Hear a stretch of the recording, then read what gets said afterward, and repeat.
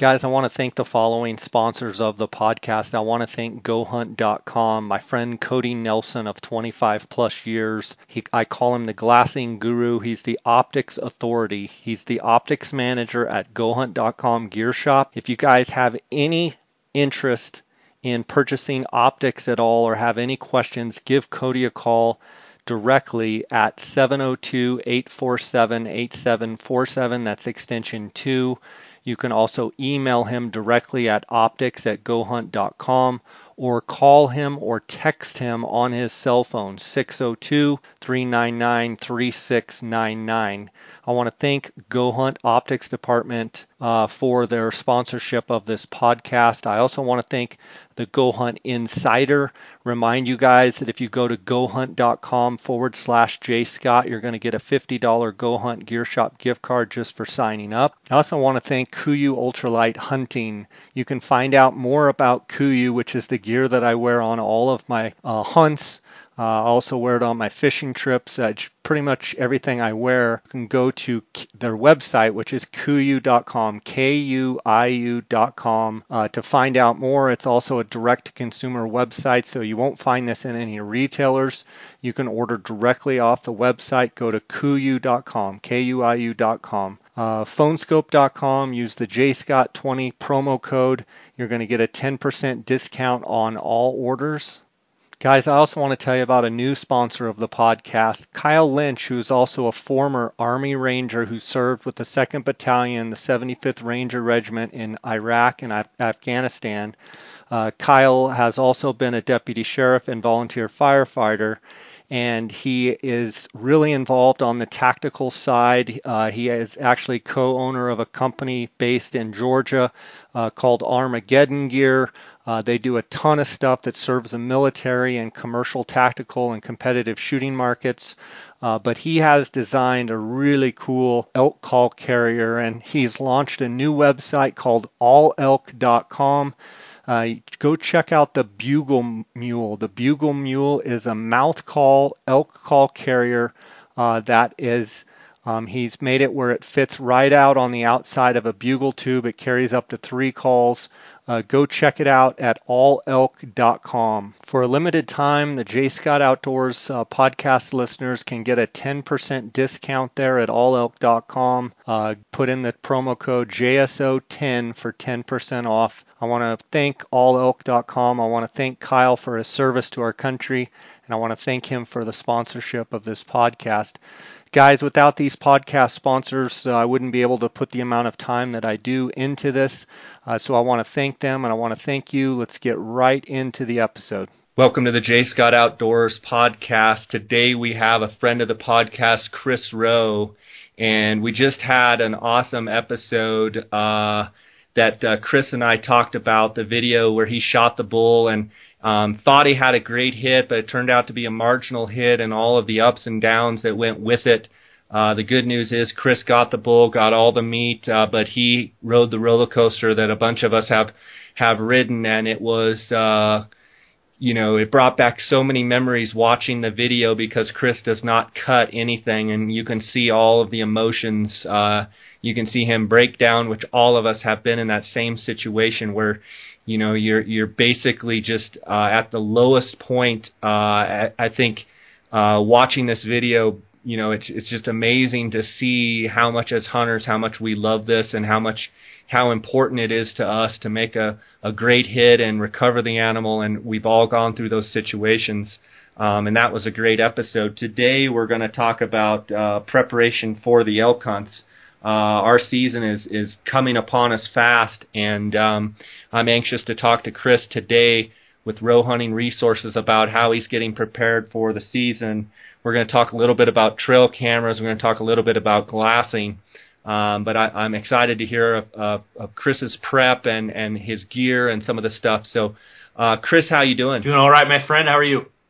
Good. I'm anxious to have you on today to talk again. We get so much great feedback from the listeners here about our episodes, and not only that, but guys, go over to Roe Hunting Resources and check out that elk module, and I get emails back of how excited guys are, and the common theme is guys saying, I finally have something where I can go through all of the different sounds and all of the different behaviors of the elk, and it's such a comprehensive module. My hat's off to you for doing such a great job.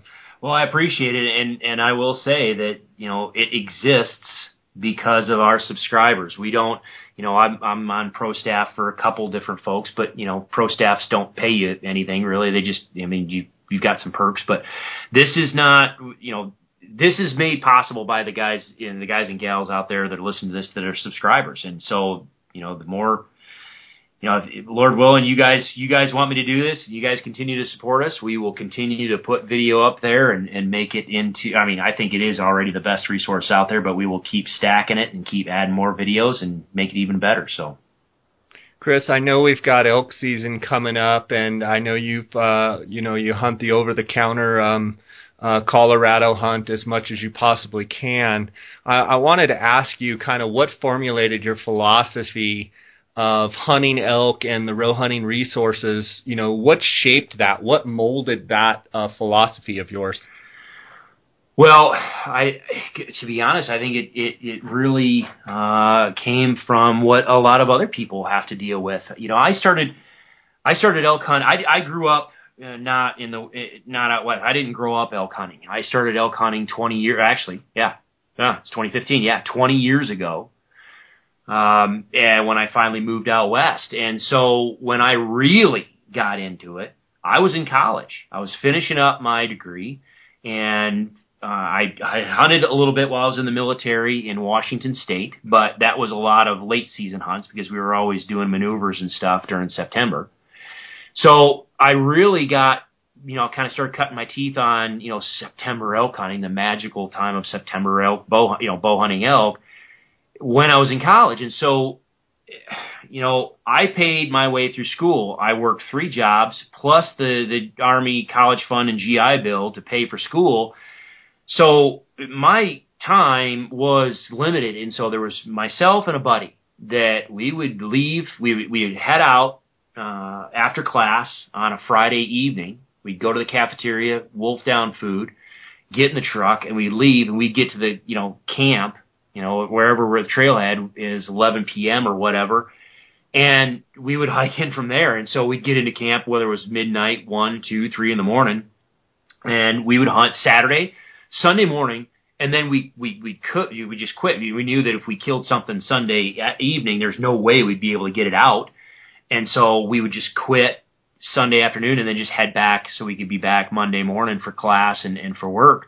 So when you're talking about, I was able to hunt maybe a couple weekends, but when you're talking about your elk trip is a day and a half, we were always finding elk, but it got down to the point where I've got to figure out a way to be a heck of a lot more efficient with what I'm doing, how I'm doing it, and getting an animal on the ground. And at the same time, here are all these other people that are out in the field, running around the hills with us. Colorado, if folks haven't hunted Colorado, I'm starting to get feedback from some of you guys that are listening maybe in Oregon.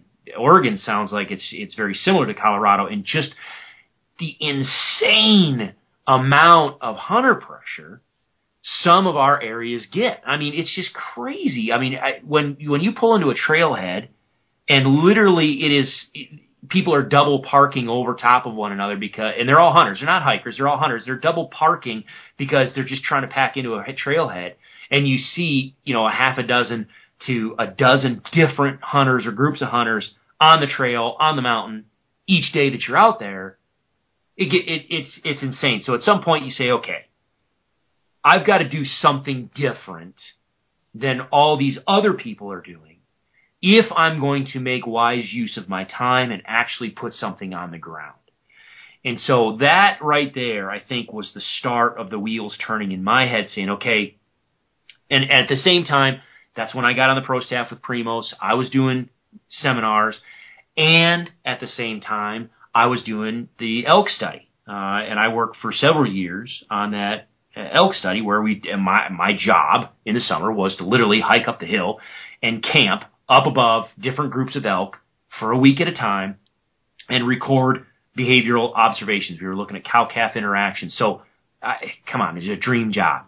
And so, and to be clear, Chris, too, your background and your education is wildlife biology, correct? You're right. I did. Yes. Yeah. I'm a wildlife biologist. I went to school to become a wildlife biologist, but my passion has always been, and I kind of specialized in behavioral ecology, and related sorts of studies. So when I was working this elk study, here I am. I'm just loving it. I'm get to watch behavioral interactions, but while you're up there watching these behavioral interactions, you can't help but listen to them. And that's it all just started to meld together. Here I am. I'm watching these elk. I'm watching what they're doing all summer long. I'm listening to them. I'm hearing them communicate. I'm watching the outcomes. Now comes September. I've got very limited time to hunt. I take what I saw the previous summer and say, well, what if I do this? And what if I do that? And what if I did this vocalization that I heard over here?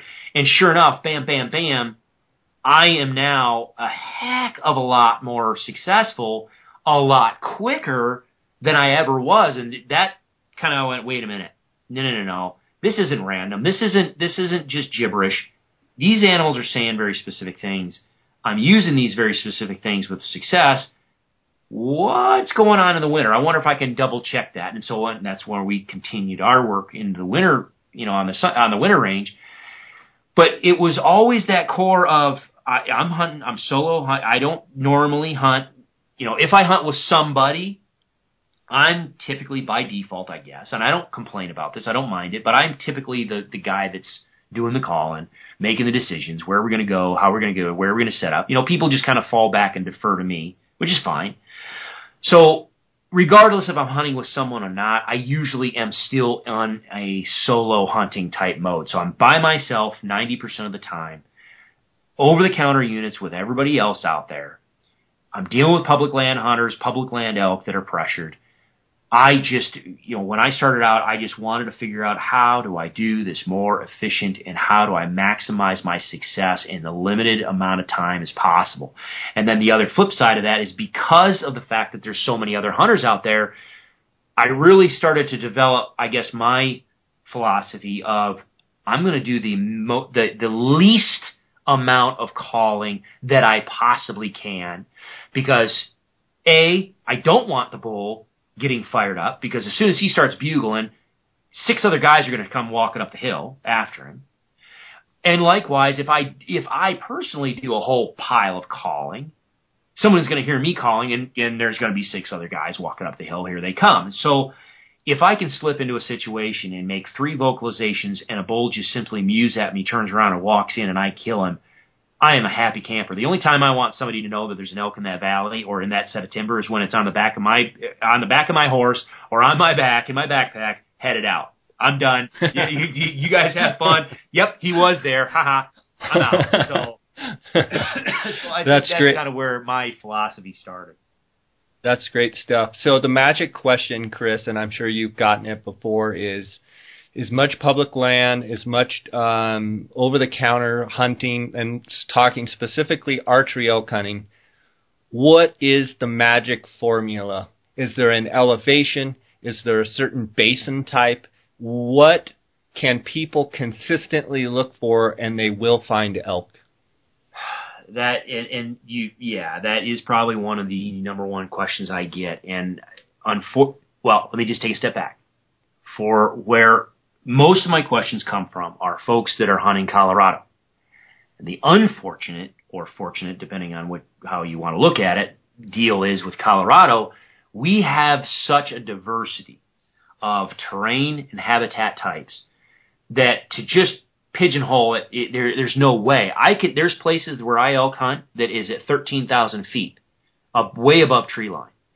But then there's other places that I hunt that is literally between 5,000 and 7,000 feet in elevation, and it's down in the ponderosa pine and oak brush. So there are so many different habitats, and there's so many different opportunities.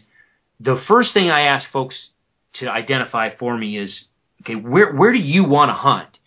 Are you very, very physically fit? Are you in great shape? Can you run? And I'm smiling as I say this because we've had the discussion about fitness, and I heard your discussion about fitness. But you need to be in shape, especially if you're going to run the big mountains. But Hey, wait a minute. I guess, can you say hate mail? I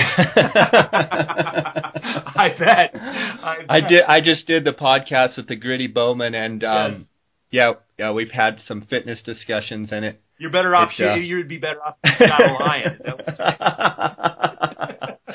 saying? Everybody's entitled to their own perspective, and that's I respect everybody's opinion for sure. But if you're going to hunt the big mountains, yes, you do have to be in shape. And so, is that the type of experience that you want? Do you have the physical fitness to do that? Okay, well, if you want to hunt the big mountains, all right, well, Colorado's got them.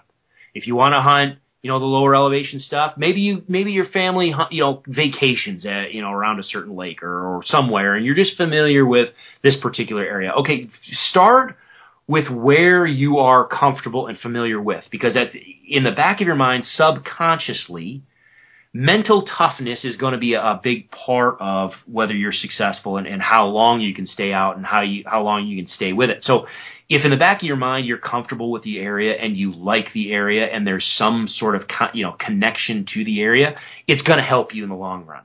So figure out where you want to start. And then the next thing that I do is one of two things. I really do look at the statistical data. What does the state wildlife, and I don't care if it's to Idaho, Arizona, Washington, Colorado, New Mexico, doesn't matter. Does your state wildlife agency have data on traditional elk areas? Where's their summer range? Where's their winter range? Where are their calving areas? Where are that type of stuff. In Colorado, we are fortunate. The state of Colorado does make that information available. However, there is also another resource, and it's the Hunt Data CD folks. They don't owe me a dime. I don't owe them a dime. I'm not associated with them. It's just a product I use. They assemble this information and make it available. And so I will look wherever I want to go. I will look at that information. Where are the summer range? Where's the winter range? Where are the calving areas? Those are the three things that I focus on. And then I dive in. I start diving in with Google Earth and picking it apart and just seeing what the terrain looks. I'll lay things down and move it around and kind of get an idea what the terrain looks like. And I'll start looking for possible water sources. I'll look for possible feeding areas. I will look for, flat spots on the side of the mountain where there might be a bench or a saddle. Where are the north face, east face, what's the juxtaposition of everything? And once I start realize, okay, this is where they normally summer, this is where they normally winter, these are the calving areas, okay, how do these all connect? How does it lay out on the mountain? From there, it really does boil down to boots on the ground. Now, for those that are hunting from out of state and don't have the physical ability to run boots on the ground, okay, yeah, you're at a disadvantage. But you can pick up a lot from Google Earth. And I do. I spend a lot of time on Google Earth before I ever put a boot on the ground. So, awesome. That's great stuff. I know when I'm looking at new units in new states, the title sponsor of our podcast is GoHunt.com Insider, and they've got some incredible mapping resources and statistical data and temperature data and precipitation totals and such. So it's another great resource. Yeah, I forgot about that. Yeah, no, you nailed it. Precipitation and what's been going on with the rain is great. You're absolutely right. Forgot about that. Chris, I wanted to talk to you today about your preparation for elk season as far as your gear prep and mental prep and some of the things. Can you touch on the upcoming season and in years past, your experience of for some of the guys out there that are maybe new and some of the guys that are advanced, go through some of your elk prep stages? Well,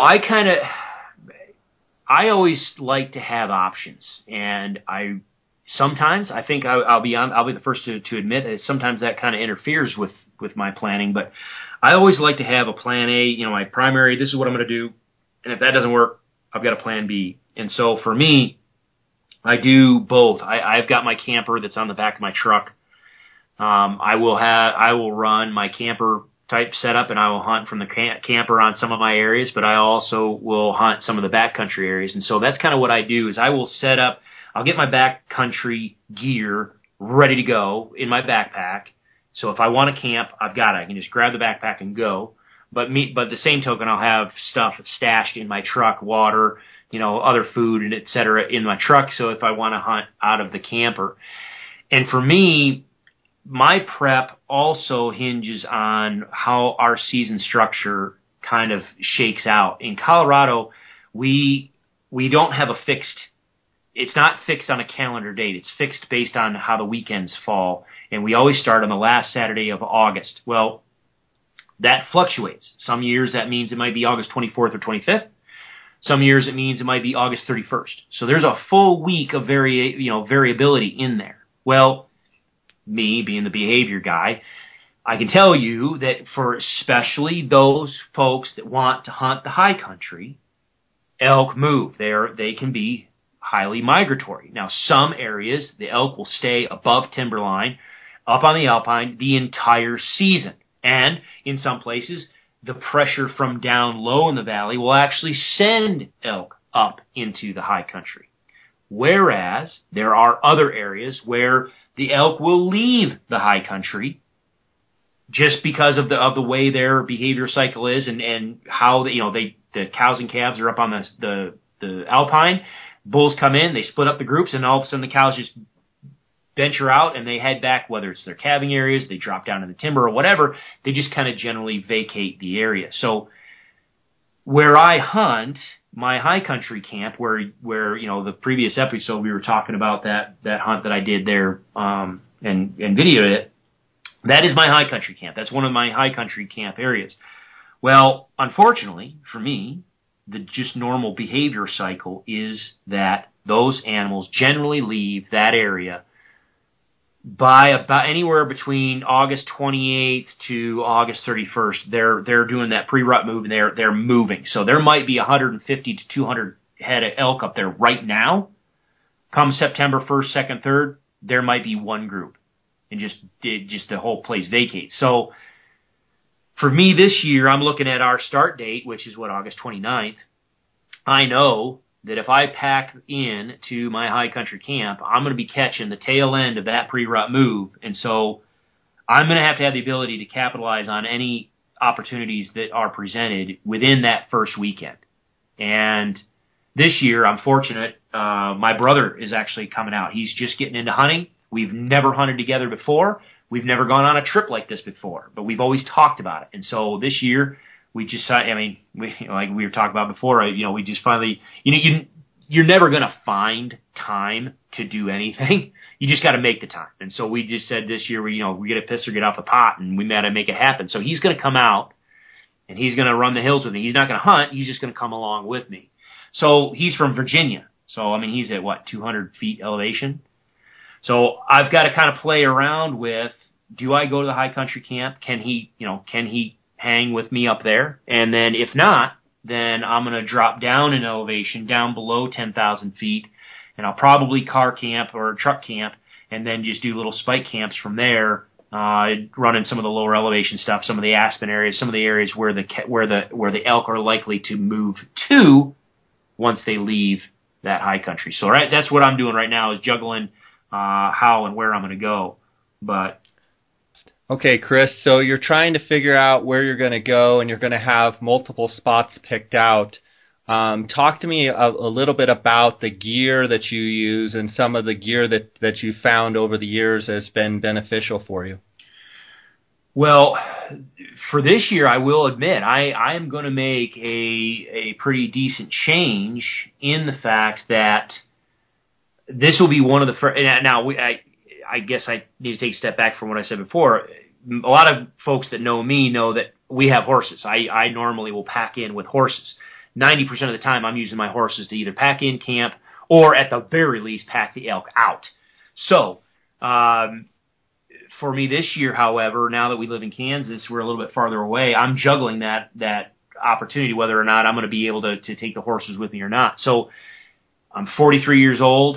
I'm probably not in shape as the way I used to be. I tell people I just don't bounce anymore. You know what I mean? So my muscles get a little tighter. They get a little sore. I have really this year focused on what am I going to do to cut weight and maximize my comfort in packing in. So I've made some changes on what I'm going to be hiking and packing in with my backpack. I'm going to use. I've never used trekking poles before, but I'm probably going to be using trekking poles this year. The backpack that I'm going to switch to this year, it's an expensive one. It's the Kafaru. I'm going to use the AMR. They've got piles of different backpacks, and we can talk about that in the future if you want, or people can private message me. But I've got a backpack that's very, very lightweight, but it is extremely, extremely comfortable. And I think one thing that I know, and I've told my brother this too, the older you get, or if you're just not in shape, cutting weight is good. Every ounce that you put on your body is over time is just going to wear on you. So you want to cut weight as much as possible. However, there is the flip side of that is if you cut too much weight, oftentimes you're going to sacrifice either durability or you're going to sacrifice comfort. And so you've got to find the fine line between that. And so with the backpack that I've chosen, with the Kafaru backpack, I think I've chosen that wisely. It's extremely comfortable. It carries weight very, very well, very, very durable, extremely lightweight. But I'm also thinking about making a change on my tents as well. We'll see. The tents I have now are your normal 3-season, 4-season type tents. Have the floor, have the screen netting and everything else, but they weigh about 4 to 6 pounds. Well, there's better options out there, whether you're talking about tarps, whether you're talking about teepees. I think I'm going to try playing around with not only the tent this year, but also a mega tarp, just using it, basically stretching it over with, propping it up with the trekking poles. It's going to be a floorless design, which is going to be interesting for me. Some of the areas where I hunt in have a lot of mosquitoes. And so whenever you're running a floorless design, whether you're talking about a mega tarp or a paratarp or anything like that, or whether you're talking about a wall tent, if you've got a floorless design, you can get mosquitoes and bugs coming in there. But the benefit from a backpacking standpoint is now, my shelter's going to weigh 1 to 2 pounds. And it's still going to be worthy of, snow and everything else. So that's really for me, I'm cutting my weight for my backpack, and I'm cutting my weight on my shelter. I'm still going to run my normal food. I really do lean heavily on Mountain House meals. They're lightweight, they're tasty, they got a lot of food to them. What are your favorite flavors? You know what? I sit there and I actually look at the ones that have the highest protein. The turkey tetrazzini, the chicken a la king, and all of those are phenomenal. They got a high amount of protein, good calorie content. They taste awesome. The lasagna, let me give everybody a tip. This is free. Good tip. Here you go. Do not take lasagna into the backcountry with you. Okay? It is awesome. It tastes awesome. It's got some of the highest amount of protein to it. But I don't know what they use for their cheese. But their cheese could be used as industrial strength glue to glue the heat tiles on the bottom of the space shuttle. Okay? You mix that up with your fork. You're not getting your fork clean. You're just not. It's a nightmare to clean. It's tasty. It's a nightmare to clean. So I stick with the chicken, turkeys. Their macaroni and cheese is pretty good. So beef stews and all that type are good. I try to pick the ones that have the highest protein but lowest sodium. And there's people that rag on Mountain House or Backpacker's Pantry or good low. I don't know. It's always worked well for me. If you look at it and you say, okay, it has 20% or 30% of your daily allowance of sodium intake, and then you realize there's 2 or 2.5 servings in that pouch, you go, oh my gosh, you're 60% of your sodium intake. Well, the way I look at it, maybe I'm not a nutritionist, I don't know, but I look at it from a standpoint, it's 60% of what you could have. So I don't know. I like Mountain House. They're lightweight. They fill me up. They energize me. I do take a protein powder supplement with me. I'm a firm believer in just I don't care whether it's Wilderness Athlete, Mountain Ops, whether you get the stuff from Walmart. I don't care where you get it. Everybody has their own personal preference. I think one of the things that people need to do, especially if they're going to be on an extended backpack trip and they're just wearing themselves down, take some protein powder, take some protein supplement, because the more you're using your legs, especially if you're not in the uber fitness, you're tearing down your leg strength and your stamina every day. The stuff that you eat in your meals, if you can pack the protein in it, great, but still, most of the time, we're either coming short of our daily allowance of what we should have with protein, or we're at least meeting it. Well, that means that's for maintenance. That's just for your everyday maintenance of what you need dietarily. I like having a protein supplement that I can, mix up with a shake or something like that and just sock it to me, especially right before I go to bed. I will tell you, I have noticed a huge amount of benefit from how I feel the next day. My legs are recovered. I've got my energy. My strength is back. When I did not take that protein powder with me, I would just wear down, and by the end of the week, I'm cashed. I'm done. There's nothing in the tank. Now that I take the protein supplement and I keep it and I use it, religiously each day, I can last that week and still come out the other end pretty darn strong. So food, those two things right there, I'm cutting my weight and making sure I have the protein. This year I kind of added the Life Straw water filter to my kit only because I just don't like carrying water. I mean, most people are carrying a water bladder on their back, and you're carrying several liters of water or quarts or whatever you want to call it. Well, that's a lot of weight to carry. Where I hunt, especially this year, we've got so much water everywhere. There's water everywhere, but it's not filtered. In the past, I would carry just water with me and maybe a pump filter that, would weigh several ounces and take up a little room in my backpack. This year with that Life Straw, started playing around with it. I really like it. I'm just going to take the Life Straw with a Ziploc bag, dip the Ziploc bag under the water, fill it up, sit there and sip on it with my little Life Straw. It weighs like 2 or 3 ounces. I don't know, it's stupidly small and lightweight. And they work great. So that's going to help me a little bit more for my hydration, because I think that's another thing that people limit themselves in the backcountry. That video, again, if I go back to our previous episode, we were talking about that hunt. In there, I talk about the fact I ran out of water. I didn't pack enough water with me. I didn't bring my filter like an idiot. And so I ran out of water, and man, I was hurting. And if you're dealing with high elevation stuff, staying hydrated is one of the ways to make sure that you do not, that you're less susceptible to altitude sickness. So that's another thing I added this year, just so I can have water with me everywhere I go. However, I don't need to carry it. So those are the big changes, I think, this year. And and I guess the other thing, too, is making sure I have a good sleeping pad. I've got that X-Ped Sinmat 7 or Sinmat 9. I don't remember which one it is, but it's a nice, big, fluffy, soft, comfortable bed, so I don't have to wake up with aches and pains in the morning anymore. And it's stupidly lightweight and small and compact. So, Chris, walk me through a day starting out at breakfast, mid-morning, lunch, dinner. Tell me how you're going to space out your meals and kind of how you're going to do it. All right. Well, yeah, and I'm going to make a change on that this year. Again, I don't bounce the way I used to anymore. I don't recover the way I used to do. And yeah, you can say I'm getting old, but I feel I'm only 43. That's not old, dang it. It's not.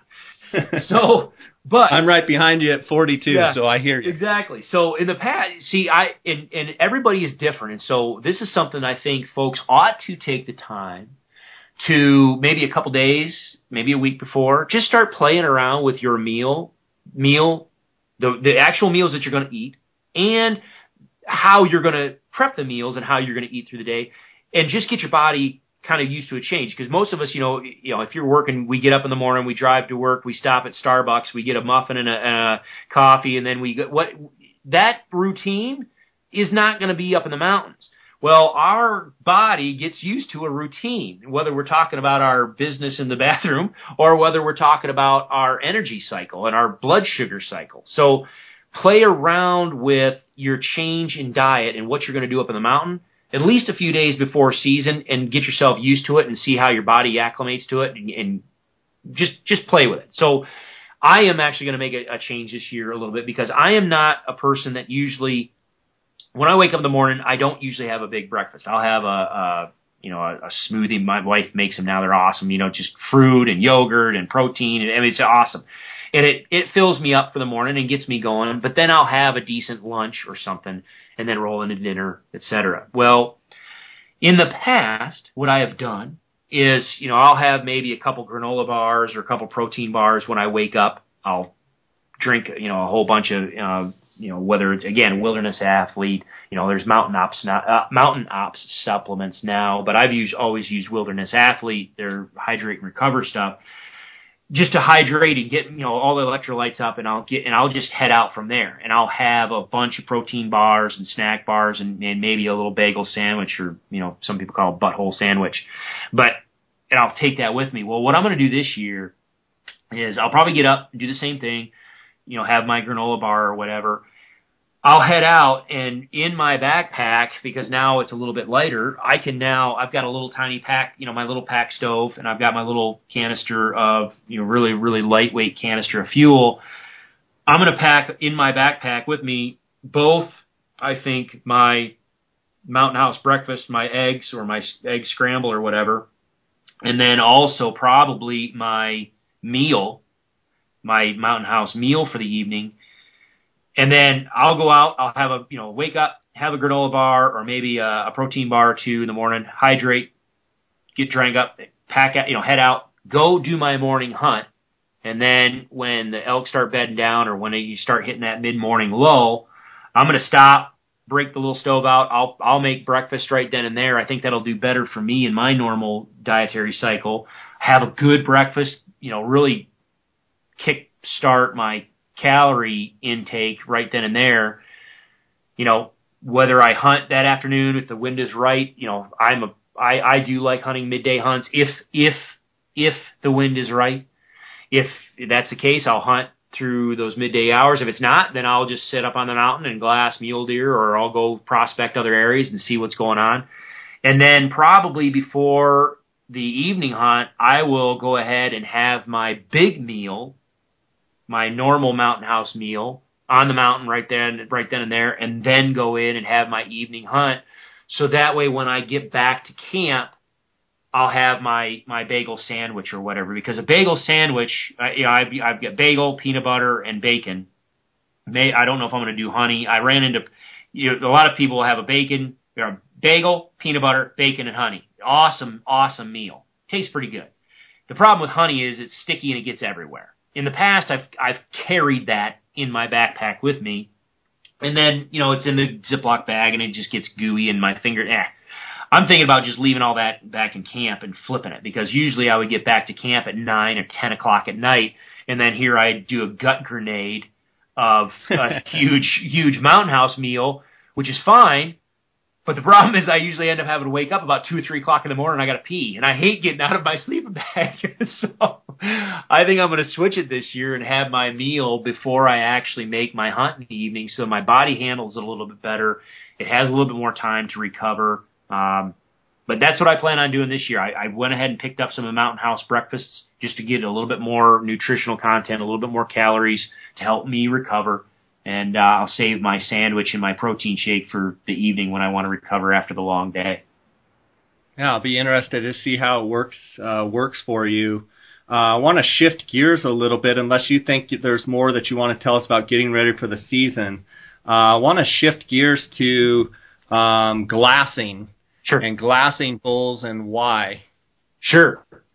Well, you and I talked about this briefly, before, and actually I've listened to a couple of your previous podcasts, one with Steven Ranella, and then I think it was the A3 hunts on the bull, that giant bull that they just killed.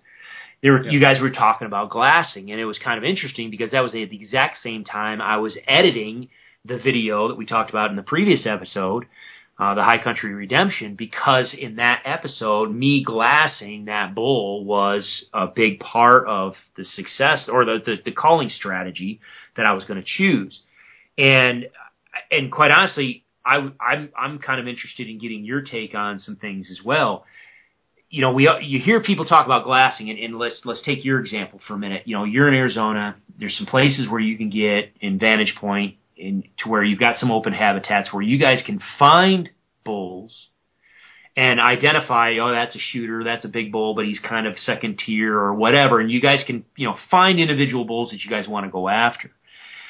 The same thing is true for us Western hunters. But I think some folks shortchange themselves on what they do with their glassing, because I'm getting ready right now. Next week by the time this airs, I don't know, I'll probably be just getting back, but I'm going to head up and do some preseason scouting. I'm going to go to the high country camp and just kind of do some glassing and see what animals are there. However, during the season, while I'm actively hunting, if I'm hunting up in the high country where I've got an opportunity to glass, one thing that I think folks need to do more of is, yes, sit behind your glass, sit behind your binoculars or spotting scope or whatever, and find out, A, where the elk are, and find out whether, if you will have the luxury of picking multiple bulls, you can see multiple groups of elk, and you can pick and choose which one you want to go after. Sure, go after the biggest one or the one that you think you can get on and work. But don't just stop there. I really do take stock in watching them for a little bit and figuring out exactly what that bull is doing. Now, I think your situation here, in a couple seconds here, I'm going to kick it over to you and ask you the question. But I think for us here in Colorado and a lot of folks that hunt public over-the-counter areas, we don't have a preponderance of big mature bulls running around, old bulls. We have a lot of younger age class bulls, and then a couple medium age class bulls. And different bulls will end up being the herd bull depending on the basin that they're in. And so the age structure and how that bull interacts with cows can give you a clue as to how you might go after them and work them with a call, and whether or not they're going to be susceptible to a call in the first place, or if they're going to be susceptible to cow calls, or maybe you're going to have to, what everybody loves to do, that sexy side of elk calling, the challenge them with big, aggressive, dominant bugles or whatever. If you sit and watch what that bull is doing, a lot of times you can pick up on those clues. Is the bull with the cows, and he's a younger age class bull, and he's just there with the cows because they're his safety blanket, and he's really not a herd bull, he's just with them? If that's the case, well then, okay, you might be able to get in there and creep in there, and you could probably throw any cow call at him and very well likely be able to call him in. Versus in the hunt that we were just, that high country redemption hunt, in this case, he was acting as a herd bull, but he was, he was acting as a herd bull, but he was a young bull, and he was just pushing the cows around for no reason. He didn't need to be pushing those cows around. But so he was pushing them, he was eager, he was interested, he was all hyped up, but he was also off on his own every now and then, and he didn't mind being off on his own. Well, that told me right then and there, oh yeah, this bull is killable. I mean, I can call that. You get in there, you get in close, you throw him a targeted strategy of cow calls, and that bull is dead. Whereas there's been other times where I'll sit and watch bulls, especially if you find those big mature bulls, and he's a herd bull, he's barely bugling, he's just feeding, he's maybe making the rounds of his cows, he's not chasing anybody, he is locked down with those cows, he's letting those cows do whatever they want to do, and he ain't leaving them. Well, if I see a bull like that, well, now I know my work's going to be cut out for me, because I'm probably not going to be able to call him away with cow vocalizations. The cows he's with are probably not going to want to be around other cows, and so they might be call shy. I might have to be very strategic in how I approach that group, whether I need to use bugles to engage them. If you sit and watch and spend some time watching their behavior, I think you can really cut down your learning curve on what you need to do when you do finally get over there. So my question for you is, in Arizona, what you guys do you do that kind of same thing, or because you guys deal with a situation where you've got mature bulls everywhere. So how much do you pick apart the behavior of that bull versus big antlers, he's a shooter, let's go? Chris, that's a great question, and I'm going to start out by saying no matter what unit in Arizona or wherever I'm hunting, and honestly, this can be used for most all the animals that I hunt. The very first thing that I'm going to do when I get to the unit or am looking at hunting a new unit is I'm going to find as many of the strategic glassing points as I can find. So I'm going to try and detect where are the high points, whether it be a 1,000-foot elevation change or a 200-foot elevation change. Where are the little knobs? Where are the high points? Where are the areas where I can get up and gain the advantage of visually being able to look over the country? With that, I like to sit up and scout, and most hunts I like to scout, 10, 14 days before the season and really study the behavior of the animal, whether it's elk, deer, sheep, whatever it may be. Same thing with turkeys, actually. I like to get up high. I like to glass turkeys up. I like to try and watch and see what their movement patterns are. But speaking specifically with elk, absolutely. I like to get up on knobs and glass off different points and try and figure out, number one, where the big bulls are, number two, where the cows are, and number three, what are they doing? And absolutely look at the behavior of the elk and, look at where they're going in and out of the trees, which way do they come to the water in the evenings, where are they bedded, where's their direct line between them and the water, because a lot of times, the units that I hunt are limited to stock tanks, and it's amazing how they'll get up out of their beds, and sometimes they'll just make a direct beeline for that water. And so as I'm glassing, I'm making mental notes of all of these different behaviors, specifically talking about bulls and how those bulls behave. More than anything, I'm trying to find, because we live in a very trophy-oriented state, and most of the guys that come down and hunt with me, and when I hunt on my own tags, I want to harvest the very best animal that I can with the biggest rack. That's just how I like to hunt. And so most of the time, to answer your question, I'm just trying to find the biggest bull. And then once I find what I think is the biggest bull in that area, then I try and learn everything that I can about that bull. What are his habits? Does he leave his cows? Does he fend off other bulls? Do bulls that come into the group, do they bother him at all? Does he pay him any attention at all? Is he very aggressive by chasing off those satellite bulls? And I'm making mental notes of all this, because if there's a bull that is very aggressive and is going to chase off a satellite bull that and leave his cows that are out in an open and, leave and go 100 or 200 yards to chase off another bull, I'm going to know that that's going to give me an opportunity either A, for a great calling position or calling strategy, or B, I can close in there close to those cows, let the big herd bull go chase off this satellite bull, knowing that he's going to return into me. And I think that's a very deadly tactic that hunters can use, is being aware of what those elk are doing and specifically what those bulls that they're targeting are doing.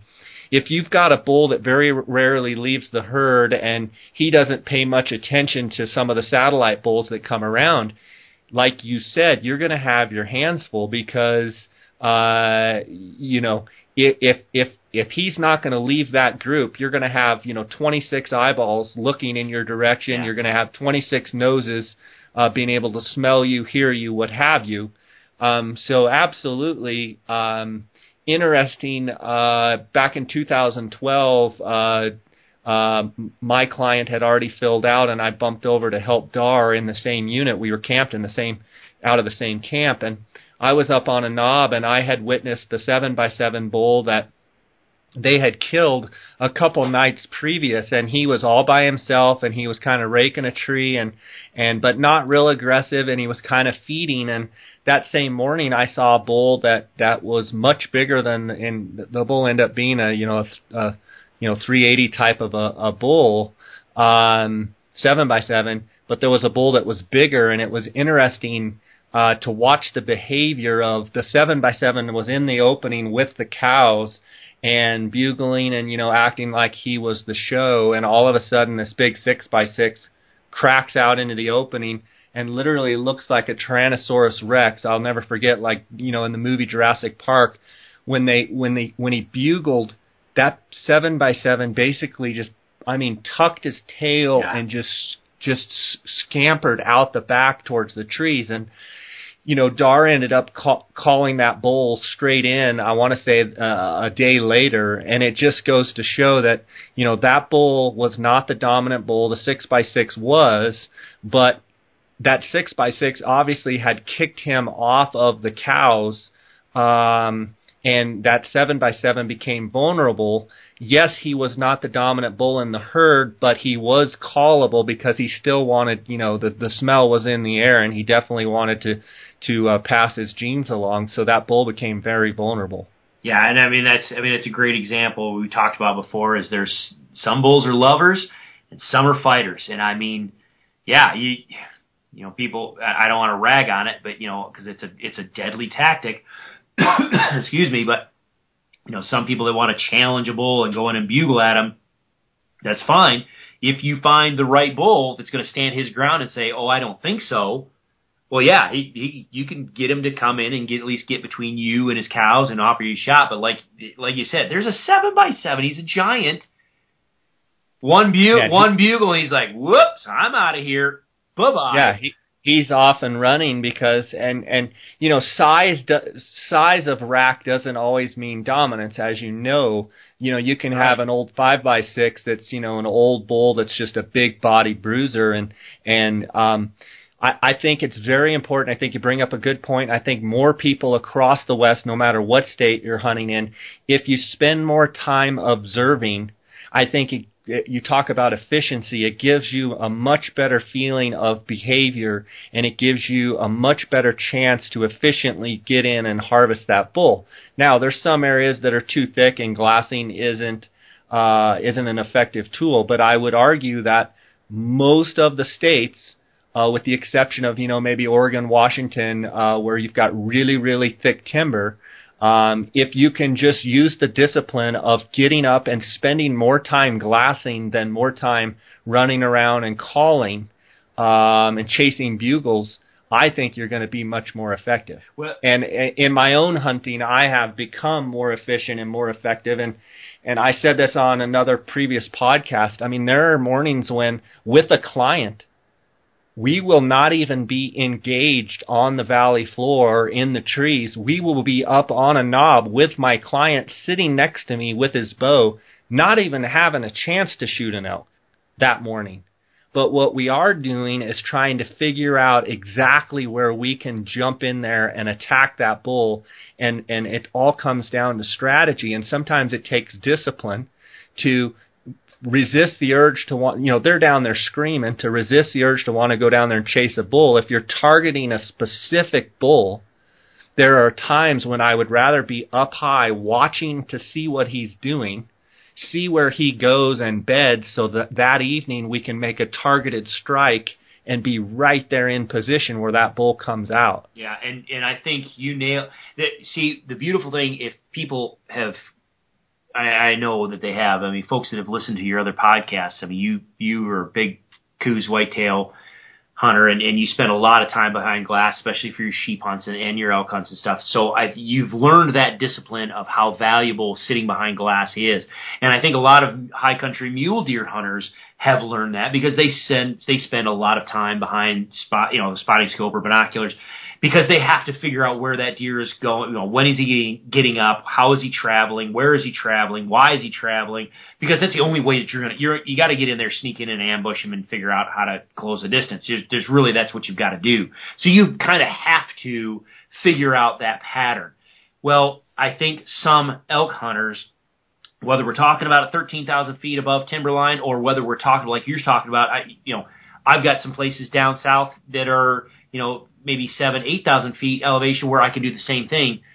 I don't think some elk hunters, especially folks that are coming from back east or out of state or whatever, that are just coming out to elk hunt, that have never never used a lot of optics, you can miss the boat a little bit if you don't just take a little bit of time and watch what they're doing. Now, with that being said, I am not the guy that goes up during my elk hunts with a spotting scope strapped to my back. I don't. I've got my 10 power binoculars, and that's all I need. I really don't care for me, I'm looking across a valley.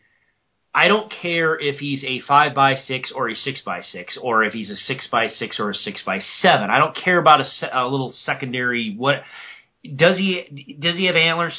Does he look like a 4-year-old bull? That's kind of my I guess my benchmark. Is he a bull that can control cows? Yes. Okay. Then I'm interested in going after him. At that point, I don't care what his antler quality looks like. I don't need to pick apart his size. I want to just sit there and say, okay, what is he doing? Why is he doing it? Where is he doing it? And just take a little bit of time of sitting behind a set of binoculars. So I don't want folks to think that, and I don't mean this to contradict what you just said or disrespect what you just said. For me, I don't necessarily sit for day after day after day watching the same group of elk. I will sit and watch them for maybe 30 minutes, an hour, 2 hours before I go after. But at the very least, do something. Sit and watch them long enough to get a feel for what they're doing and how they're doing it and how that bull is interacting with those cows, because it can really, really make your effort much more successful if you know what you're getting into before you get there.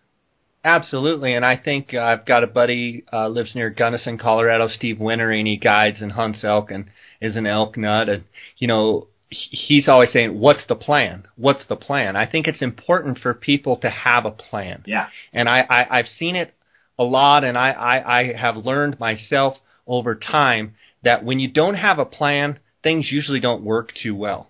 So I've found that being observant and being patient, and maybe not even going after those elk that you found at 4:30 in the afternoon and they're in an upper basin, and you could get there, but maybe it's better to sit and watch them. Are they going to feed down? Are they going to feed up? Or what are they doing? So that maybe in the morning you can go, okay, I think they're going to be right over here. Here's what our plan is, and make a plan of attack. I think a lot of people just fix bayonets and charge in, and we in 2011, I was guiding a hunter, Todd Brooks, out of Nevada, and a friend of mine, Cody Nelson, had found a really big bull, and we were hunting a completely different area that morning. And when we came back to camp, Cody's like, I found a big bull. And so he took me out to the point, and he's like, okay, right here, right there, they were bedded right here. I bet you if you get over here on these rocks that you'll be right across from them, you'll be able to hear them and then make a plan from there. So I said, how big? And he says, it's big, Jay. I don't know how big. I said, how big? And he says, it's 370 plus. It's a big bull. And so we got over on these rocks, speaking of a plan, and we were above them, and our idea was just to sit there and see exactly where they were, and they turned out that they were right where Cody said. And so the bull started kind of feeding uphill, and the cows were milling around. There were a few little satellite bulls, and I made a huge mistake that evening. And the mistake was the bull was right there, and he was right there below us, and I could see him. But what I realized was he was a giant bull. He was a giant, typical 6x6 giant bull, and 400 class bull. And I kind of gave Cody a little bit of a hard time about the bull, because I said that thing's a monster. And Todd and I were looking at him off the rocks at probably 250 yards with 10-power binoculars, and he was a giant. Well, I got a little bit impatient because I thought that we could make a move. I stayed where I was. Todd went around the rim rock because the bull was kind of working through the only grassy chute. And those elk started feeding through there, and Todd got over there, and I'm just sitting there watching this whole thing. And I said, if you can get to that rock, and if that bull hasn't crossed through, he will walk right through there and you'll get a shot. Well, we didn't exactly take into consideration when he got over there what the wind would be doing, what potentially could happen if he spooked. It was an opportunity where we thought, this is a giant, let's go. Looking back, I probably should have just watched him that evening, figured out where he was going to be the next morning, and make a better plan. Well, so Todd gets over there on the rocks, the bull's feeding up, the cows have already fed through the thing, everything's working perfectly. Guess what happens? The wind shifts. The wind shifts, the bull spooks, all the elk spook out of the basin, going in every direction, and I watch the bull go change directions, come and go right by me and go into another basin. Just ran right underneath me and changed complete direction. Todd and I met up in the dark, and then the next morning I went the direction where the bull went. Well, we zigged and the bull zagged, and to make a long story short, another outfitter was in there with actually his son that we didn't know. We didn't even know they were in there. And we didn't know they were in that specific area. We had seen them earlier in a different area, and we zigged and zagged that morning. The bull actually doubled back and went where all the cows went, dumb me. And they killed the bull, and he was like a 408 or 409 typical giant bull. And that just goes to show that we didn't make a plan. I rushed it, and we made a plan that was not efficient. And I found with big animals, well, with any animals, a lot of time you have to have a plan, and you have to think all aspects through, and then you have to try and carry out the plan as best as possible. And sometimes it takes discipline to back off of something if you know that if the plan fails, that it's going to really disrupt and screw up the whole deal. So I think there's a lot of lessons to be learned, and I'm sorry for the long example, but I think it's important to have a plan to try and be as efficient as you can and use your optics to study the behavior of the animal that you're going after. Yeah, and two things with that sparked my thoughts while you're talking is the other thing too that you can pick up on if you take a little bit of time and watch. A lot of times you can pick up on what is the wind doing down there or over there, or for like high country elevation areas. Sometimes in the fall, the willows, the subalpine willows, will have their little pussy willows or little fuzz or whatever, and that'll be floating in the air. A lot of times you can actually see the little white fuzz. I mean, from all the way across the valley, there fuzz, there it goes. You can just watch it drifting. You can watch it moving, and you figure out where things are going. Man, there's some. I know for a fact in the past, because I'll be honest with you, I am guilty of being one of those guys that likes to just go fix bayonets and go. Because and I've done it a million times too. Trust me, it's trial and error. I've done it. I love to call, and so I'm like, I see him, haha, he's dead, go. And so, but there's been some times where, man, the best route I'm looking at the terrain, I'm like, man, I can go right across that bench, cut up through those rocks, I can hit behind those trees, and I could just go, and I can close the distance, and I can get within 80 yards of them, and they'll never have a clue, and wait a minute, oh no, the wind's blowing right at them. And so I could have run all the way across that mountain only to get there and go, crap, the wind's at my back. Now what? So, yeah, having a plan, it makes it so much better. And I think, that kind of ties into something else we talked about earlier about, and this is previously and a little earlier today, is the fact that, with calling, I talk about the targeted strategy all the time, and folks watch the videos in the strategies and action section. I'm almost always, not always, but I'm almost always using a targeted strategy. Why? Because it's a solid plan. It makes sense on what you're saying, why you're saying it, how you're saying it. And because you have a good plan, you have the confidence to let it work. And if you have the confidence to let it work, a lot of times it will work. And it gives you a lot more better efficiency in your calling setups, a lot more success in your calling setups. Yeah, it all goes hand in hand together. So, yeah, people need to just I think sometimes just slow down. Yep, slow down, get a handle of what's going on, and then go with purpose. Yeah, and I will add that Todd ended up harvesting a nice 7x7 that went a little over 370. So he ended up, having a great hunt and harvesting a great bull. But I look back at that opportunity of him being able to harvest that bull, and I honestly believe that if we wouldn't have blown it that night, I honestly believe we could have killed him the next morning. Obviously looking back, it's easy to armchair quarterback it, but I would have definitely done things differently. Sure.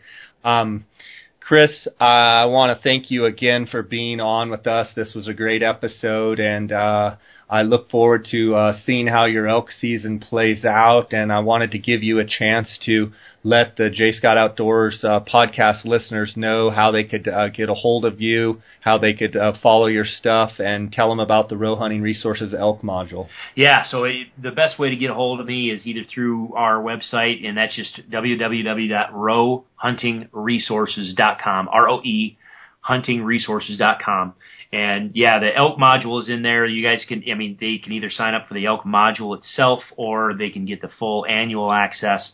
And like I said before, all of your listeners, if they go to sign up, if there's a little promo code and coupon code box in there, if they just put in there J Scott Podcast, all one word, it'll knock 20% off of the subscription. So if, for the elk module it's $20, and for the annual it's $40. But that's always, that's where the bulk of the comprehensive stuff is. But we also do have our YouTube channel, which is just Roe Hunting Resources. If I hunt this year in places where I do have good cell coverage, which might be the case, we'll usually run our sweet feeds, and I'll have daily updates of what's going on, what we're seeing, just general stuff, almost kind of like a live mobile hunt type deal on our YouTube channel. And then they can get, we've got our Facebook page, just Roe Hunting Resources, and Instagram and that type of stuff. So yeah, no, by all means, get a hold of me if you guys got questions, or definitely sign up and log on to the elk module, because I think there's a pile of information there that people could benefit from, especially right here before season. Yeah, it is single-handedly the best elk resource there is available. I can attest to that. Chris doesn't pay me a dime. We're friends. I see the value in what he's doing. I've been a subscriber for years, and I love all of the cow vocalizations, the bull vocalizations, but not only that, the targeted strategies and the videos describing what sounds are being made and why those sounds need to be made, and how you take that to another level of situational, where the camera is with you. You're showing the entire sequence from start to finish, so you get to see all of the timing and everything with that call in, from the very first time you call to the bull's response, till the time when there's nothing going on, to the time that, okay, the bull responds again, you call again, whatever's happening. I think guys can really learn from it. I know in the previous episodes when listeners have signed up and subscribed, I've gotten a bunch of emails back saying how much they really like the Roe Hunting Resources elk module. So hats off to you for creating such a great resource. And until I talk to you next time, buddy, God bless, okay? Absolutely, you too, and look forward to seeing how your season kind of shakes out. So. It's going to be exciting. I've got a hunter in Unit 9 for the archery hunt. He's from Oregon. He's killed a bunch of bulls with his bow, and this is what he tells me his best opportunity to harvest his biggest antlered size bull. And he is sounds like a great guy. I look forward to meeting him. And we've had great moisture in Arizona, and all indication is that our season is going to be good. The cow should be fat and sassy. The bugling should be good. So, it's going to be a great time, I believe, in Arizona this year. And I think some really nice bulls are gonna be harvested. And we went from last fall and into the winter with a real dry winter and mild winter, and thinking that potentially antler growth could be rough, but we had great spring rains and summer rains, and so anticipation is high for this 2015 season. So, Chris, I'll talk to you after the season, and thanks for being on with us. Absolutely.